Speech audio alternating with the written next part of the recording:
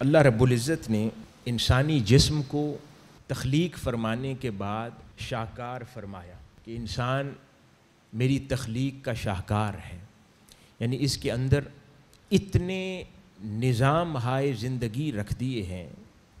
کہ ان کے اندر ایک ایک پہلو پر بھی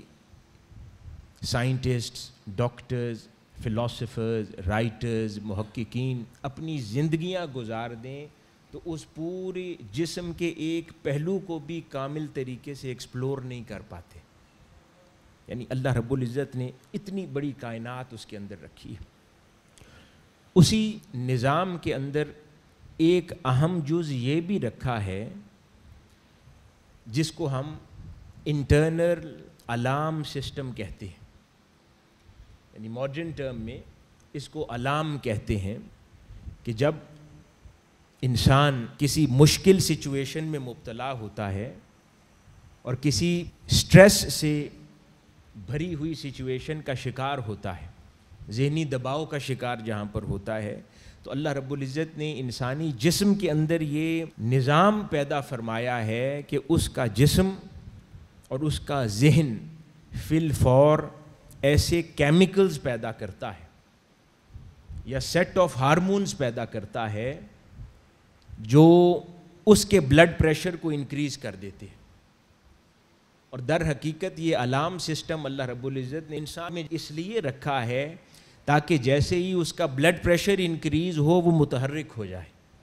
اور وہ اس تکلیف دہ سچویشن کا تحرک کے ساتھ مقابلہ کر سکے اور اس سچویشن کو ایڈریس کر سکے اور اس کا سلوشن تلاش کر سکے۔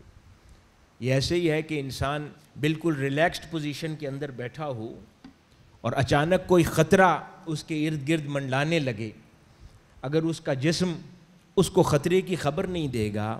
اسے الرٹ نہیں کرے گا تو وہ اس خطرے سے لڑ نہیں سکتا۔ جیسے اچانک کسی کے سامنے سانپ آ جائے تو وہ فی الفور اس کا جو انٹرنل الارم سسٹم ہے وہ بجنے لگتا ہے اور اس کا بلڈ پریشر ہائی ہوتا ہے، وہ متحرک ہوتا ہے اور فوری سلوشن کی طرف سوچنے لگ جاتا ہے کہ وہ کیا جائے۔ فوری اس کا دماغ کام کرنے لگتا ہے اور وہ فوری اپنے بچاؤ اور اپنی بچت کا کوئی سامان کرتا ہے۔ لیکن یہی جو ہمارا سائیکیٹرک اور سائیکولوجیکل نظام ہے، اس کی نیچرل فلو یہ ہے کہ جیسے ہی وہ خطرہ ٹل جائے تو اس انسانی ذہن کو واپس نارمل ریلیکسڈ پوزیشن میں جانا چاہیے۔ یہ فطرت ہے جو اللہ رب العزت نے انسان کی بنائی ہے کہ جیسے ہی کوئی خطرہ ٹل جائے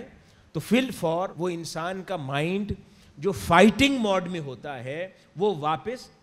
ریلیکسڈ موڈ میں چلا جانا چاہیے۔ لیکن ہمارے جیسے ملک جیسا پاکستان ہے کہ یہاں پر عموماً ایک خطرے اور مشکل سے نکلتے ہیں تو دوسری میں مبتلا ہو جاتے ہیں، دوسری سے نکلتے ہیں تو کوئی تیسری فون کال آ جاتی ہے کہ فلاں رشتہ دار کی ڈیتھ ہو گئی، وہ اس سے نکلتے ہیں تو چوتھی فون کال آ جاتی ہے کاروباری نقصان ہو گیا، اس سے ختم ہوتے ہیں تو کوئی پانچویں خبر آ جاتی ہے، تو وہ پے در پے مسائل اس انسان کو درپیش ہوتے رہتے ہیں۔ تو وہ جو اس کا نیچرل نظام اللہ رب العزت نے بنایا ہے نا کہ تھوڑی دیر کے لیے اس کا الارم سیٹ ہوتا ہے،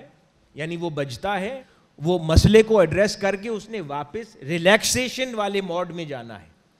لیکن ہمارا جب ذہن سٹریس در سٹریس موو کرتا رہتا ہے اور ریلیکس موڈ میں نہیں جاتا تو وہ سٹریس بڑھ کر ڈپریشن بن جاتا ہے۔ سٹریسز جو ہیں، جب ایک سٹریس کی کیفیت رہی پھر ختم ہو گئی تو انسان نارمل رہتا ہے، لیکن کنٹینیوسلی جب اس کا ذہن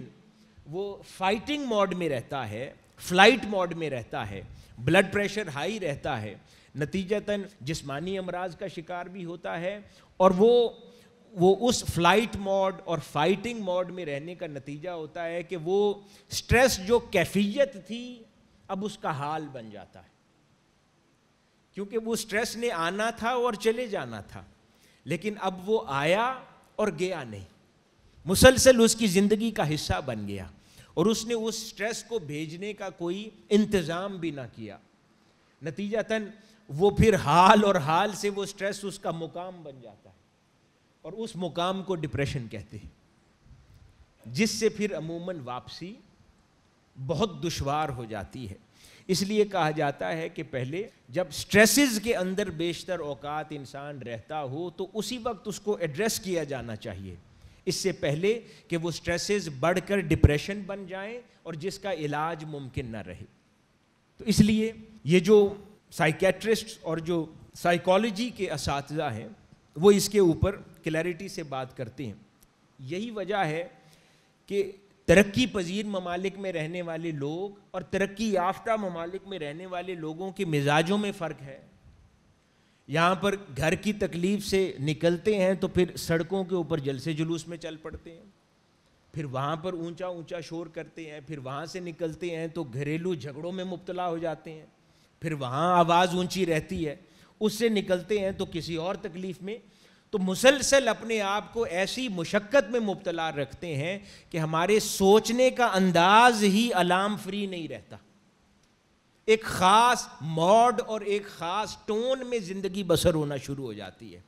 جس کی وجہ سے ایک خاص طرح کی اینک چڑھ جاتی ہے ہماری آنکھوں پر۔ ہم ہر شے کو ایسے ہی دیکھتے ہیں جیسے یہ خطرہ ہے، یعنی نارمل دیکھنے کی کیفیت اور حس ہم سے دور ہو جاتی ہے۔ ہم ہر دوسرے شخص کو خطرہ دیکھتے ہیں، ہم ہر دوسرے شخص کے بارے میں غلط گمان کرتے ہیں، ہر دوسرے شخص کے بارے میں منفی تاثرات رکھتے ہیں، اور ہر کسی کی بات کو شک کی نگاہ سے دیکھتے ہیں۔ پوری زندگی ہماری شک کے گرد گھومنے لگ جاتی ہے، وہم کے گرد گھومنے لگ جاتی ہے، گمان کے گرد گھومنے لگ جاتی ہے، اور لائف سے پازیٹیوٹی ختم ہو جاتی ہے۔